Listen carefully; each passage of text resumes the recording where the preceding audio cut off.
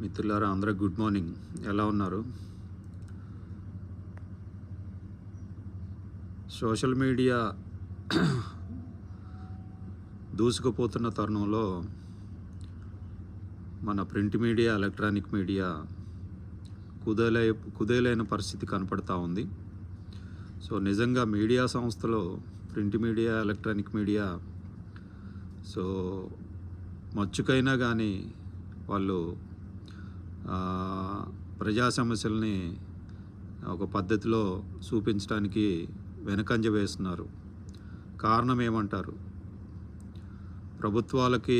ప్రభుత్వాల కనుసన్నల్లో వీళ్ళు పనిచేస్తున్నారా? ప్రజా సమస్యలు వీళ్ళకి పట్టవా? సో నిజంగా పాత తరం మీడియాకి ఇప్పుడు మీడియాకి ఎంత వ్యత్యాసం ఉందో మీరే గమనించండి. ప్రభుత్వాలనే కాదు, దేశాలనే పక్కకు తోయగల శక్తివంతమైన ఒక శక్తి మీడియా. అలాంటి మీడియా నిద్రావస్థలో ఉందని చెప్పడానికి ఇదే నిదర్శనం. సో ఏమైంది? మీడియాకి ఏమైంది? ప్రభుత్వాలు ఇచ్చే అరకొర యాడ్స్ గురించి వచ్చే దందాలో భాగంగా నోర్లు మూసుకుపోయాయా? నిజంగా మీడియా ఎందుకు నోరు తెరవట్లేదు? సో ఓన్లీ స్టూడియోల్లో, రూముల్లోనే డిబేట్లు చేస్తారా? మీరు ప్రజల మధ్యలోకి రారా?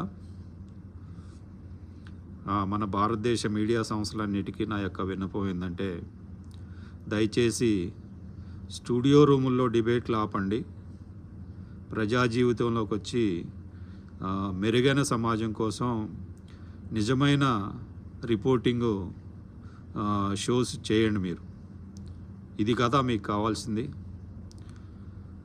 ప్రజలకి, ప్రభుత్వాలకి వారధిగా ఉండే మీరు ఇలా మిన్నకుండిపోతే సమాజం ఏమైపోతుంది?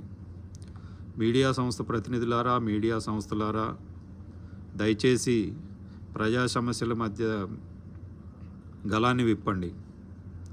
స్టూడియోల్లో డిబేట్లు, ఏసీ రూముల్లో డిబేట్లు కాదు మీరు చేయాల్సింది. ప్రజల మధ్యలో డిబేట్లు పెట్టండి. ప్రజల మధ్యలో సమావేశాలు పెట్టండి. ఇది కదా అసలైన మీడియా. సో మీడియా సంస్థలందరూ దీన్ని అర్థం చేసుకొని ప్రజలకు మద్దతుగా నిలుస్తారని నా యొక్క చిన్న విన్నపం. సో అలాగే ప్రజలు కూడా మీడియా సంస్థలకి అండదండగా ఉండి వాళ్ళని మేల్కొల్పే విధంగా ప్రజలు ముందుకు నడవాలని చెప్పి నేను కోరుకుంటున్నాను.